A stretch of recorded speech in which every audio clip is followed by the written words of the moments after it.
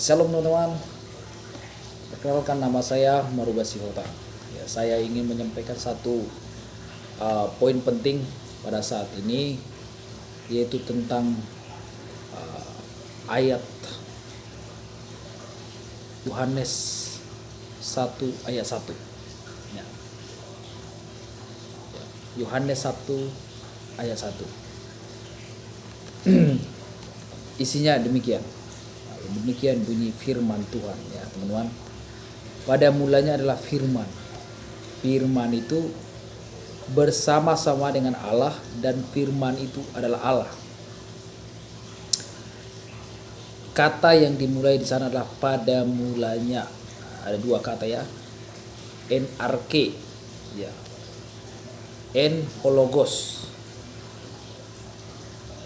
Kata firman itu dalam bahasa Indonesia, tapi dalam bahasa Yunaninya atau bahasa asli Alkitab yaitu logos. Logos di sana dalam leksikal Alkitab atau kamus Alkitab itu berbentuk tunggal, menggunakan kata benda merujuk kepada subjek atau pribadi atau personal, ya. Jadi firman di sana adalah pelaku atau satu pribadi atau satu individu yang hidup. Di kalimat selanjutnya dikatakan firman itu bersama-sama dengan Allah. Ya. Pribadi firman tadi atau yang disebut firman ini dikatakan bersama-sama dengan Allah. Dan ditekankan dan firman itu adalah Allah. Ya. Kata Allah di sana dalam bahasa aslinya adalah theos. Theos itu menggunakan bentuk jamak, ya, bentuk jamak atau dalam istilah dalam bahasa Indonesia disebut gelar. Ya. Jadi Allah ini adalah kata sifat yang berbentuk jamak. Di dalam kata sifat itu disematkan kepada firman tadi. Ya, kata sifat Allah itu definisinya adalah Maha Pencipta, Maha Agung, Maha Adil, Maha Kuasa. Jadi firman itu bersama-sama dengan yang Maha Kuasa, dengan yang Maha Adil, dengan yang Maha Pencipta. Dan firman itu adalah yang Maha Pencipta. Nah, ini dia. Jadi pengertian yang sederhana ini perlu kita perhatikan. Sebagaimana kata Allah di dalam leksikal Alkitab itu bukanlah proper name atau nama, ya, nama diri. Ya, contoh nama saya Maruba, nah, itu adalah proper name. Nah, tapi kalau contoh jabatan saya ketua atau pemimpin, nah itu adalah gelar yang diberikan kepada saya, ya. Dan itu bukan nama saya. Nah, begitu. Jadi Allah yang digunakan dalam Alkitab dalam konteks teologisnya untuk kata Allah itu tadi itu menggunakan kata sifat, ya, dalam pengucapannya atau tujuannya. Tetapi itu adalah kata benda. Karena dalam kata sifat itu mengarah kepada benda. Nah, begitu. Mengarah kepada benda. Maha Pencipta itu siapa? Nah, itu dia. Maha Pencipta itu siapa? Maha Pencipta kan kata sifat. Tapi dalam penekanan di sana mengarah kepada kata benda, sehingga kata Allah itu dalam leksikal itu juga secara leksikalnya itu kata benda, ya.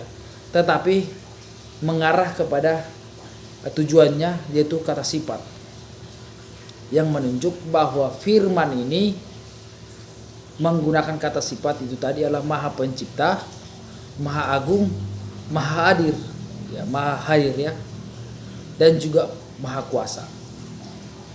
Jadi pada mulanya adalah satu pribadi, ya, satu pribadi atau pribadi subjek pelaku pribadi ini adalah sang pencipta. Nah, ini dia. Pribadi ini atau firman itu adalah maha pencipta, maha agung, maha hadir. Nah, ini dia. Jadi kata bersama-sama di sana dijelaskan bahwa firman itu, pribadi itu bersama dengan pribadi yang maha pencipta. Nah, ini yang dijelaskan Alkitab. Jadi dari sini kita bisa lihat dari ayat ini dan yang kita baca ini bahwa kata yang maha pencipta itu atau Allah itu disematkan kepada pribadi firman ini atau firman ini, dan juga kepada pribadi yang belum disebutkan dalam ayat ini dan akan dijelaskan dalam ayat selanjutnya. Tapi saya sedang fokus kepada kata firman dan Allah. Begitu ya, teman-teman. Jadi ini perlu dan sangat penting untuk kita telaah dan dalami bahwa kata firman di sana logos dalam bahasa Yunani dan theos untuk Allah, dan theos itu bahasa Yunani juga, dan Allah dalam bahasa Indonesia itu menggunakan untuk logos berbentuk tunggal ya, menunjuk kepada subjek tuh pelaku.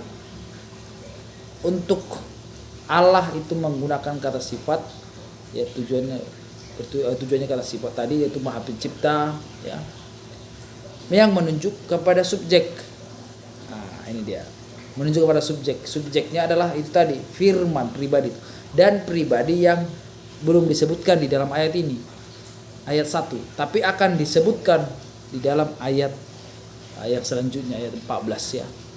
Nah, siapa itu firman dan siapa satu lagi ya, dijelaskan di sana. Jadi ini untuk dalam ayat ini ya. Semoga kita boleh memahaminya dan mengerti tentang firman di sana, bukan perkataan ya. Jangan salah dipahami bahwa firman yang di sana bukanlah perkataan. Itu harus dibedakan.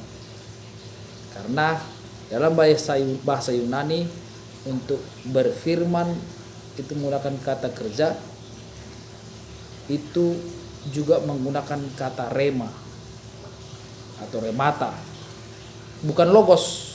Sementara ayat ini menggunakan kata logos, kata benda. Sementara yang digunakan untuk remata itu atau rema itu adalah kata kerja.